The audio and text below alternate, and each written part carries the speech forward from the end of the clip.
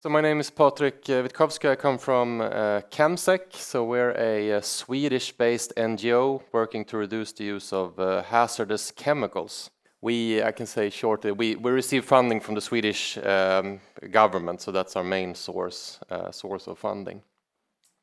So three questions that I'd like to run through. What's the problem with chemicals in general and PFAS in particular, just to give you an understanding of the problem? Why is it a problem for investors, and how does Chemsec help investors address the problem? So what is the problem? So today, basically every product that your clothes that you're wearing, the cell phones that you're using, computers, the floor, the carpet, everything contains chemicals. We live in a chemical civilization. The problem is that a lot of these chemicals are hazardous, so they can contribute to high risk of cancer, they can lead to developmental issues, fertility issues, and so on. And today, our exposure to hazardous chemicals are so intense that we're born with hazardous chemicals in us. So if you look at so there's research been done, you look at the blood of a fetus or the placenta, so the fetuses it gets the hazardous chemicals in via the placenta and the umbilical cord. So today everyone is born with hazardous chemicals.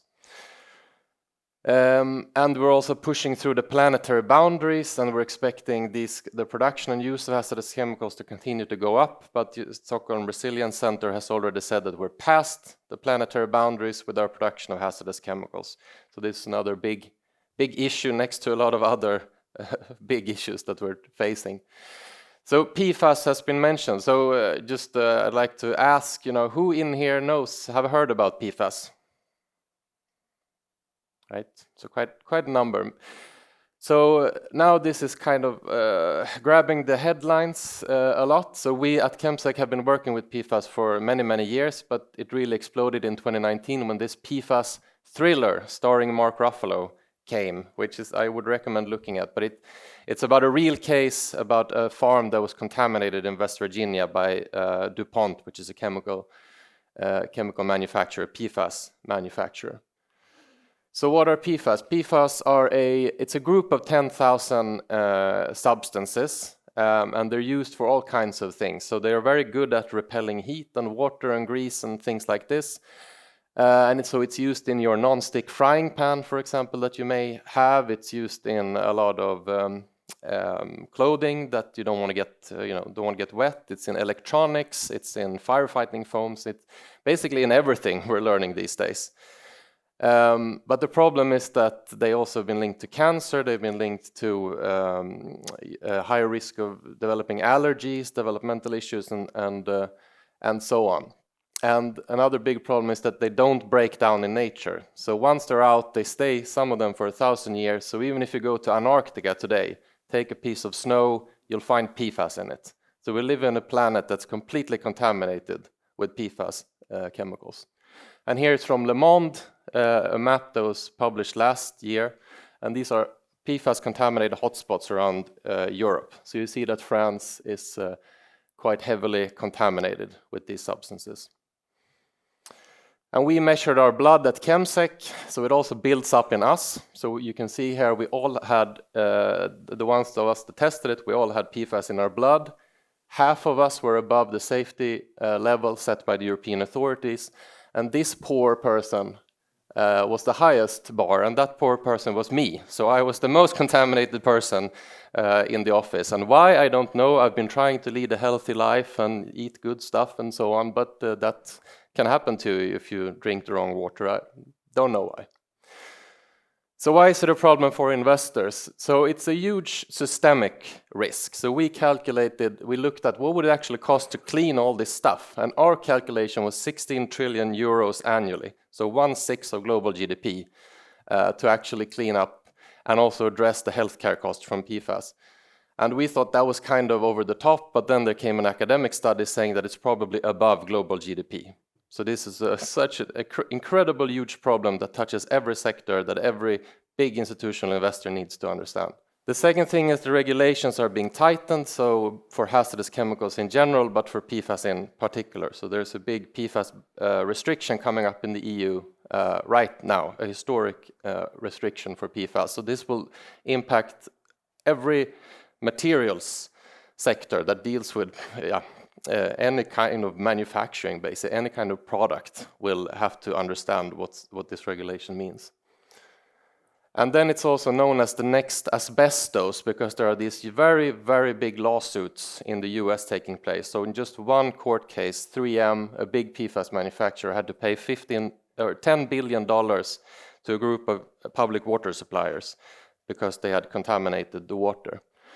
So obviously this impacts the stock price. So here you can see 3M's stock price compared to the S&P 500 materials index, and obviously this is something that is not good for a company to be exposed to these kinds of risks.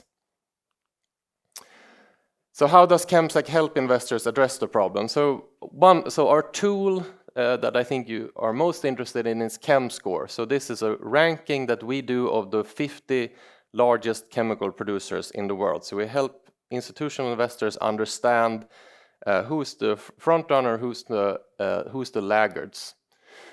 So here you see the 50 companies. I think Arkema is the only French producer, but I would assume that a lot of these other companies have a lot of plants in France.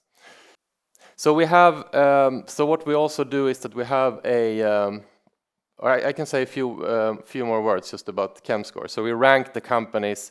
It's not about climate. So obviously, chemical sector has a huge climate impact, but we look at toxicity. How are they working to reduce their production of toxic products? And we have a database where we can show you the portfolio. How many hazardous substances are they placing on the market? Are they developing safer alternatives, and so on? But we try to make it really easy because we know that it's a completely foreign topic for most people because they haven't thought about chemistry since high school. So it's completely free. You can just check out Chemscore, Google Chemscore, and you can go in and you have report cards and you can look at all these companies and see our analysis. But since a year back, we also have this investor initiative. So it's called the Investor Initiative on Hazardous Chemicals.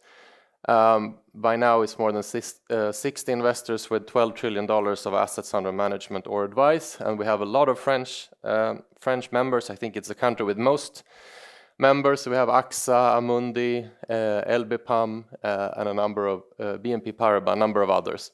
So we support these investors. Some of you may be in the room. So we support these investors to engage with the chemical producers and ask tough questions and try to push them in a more sustainable direction. And the initiative basically revolves around three key asks. These are the asks from the investors of the chemical sector. So one is to increase transparency. It's an incredibly opaque, non-transparent sector. The second is to publish a time-bound phase-out plan of products that are or contain persistent chemicals. So this is PFAS is a group of persistent chemicals, so chemicals that are sometimes known as forever chemicals that don't break down. So that's the second key ask. And this kind of positive spin to develop safer solutions as well, to lie ahead and build a portfolio well ahead of regulations. So what we do is that we have these 50 companies in total that we send an annual letter to, but then there are 20 companies where we have active engagement teams that are working, with leads, and we have company-specific prep calls where we break down the company. So, with Arkema, we have a group where we talk about Arkema specifically, and we explain kind of the challenges they're facing and what they're doing good and so on. So just briefly, some progress.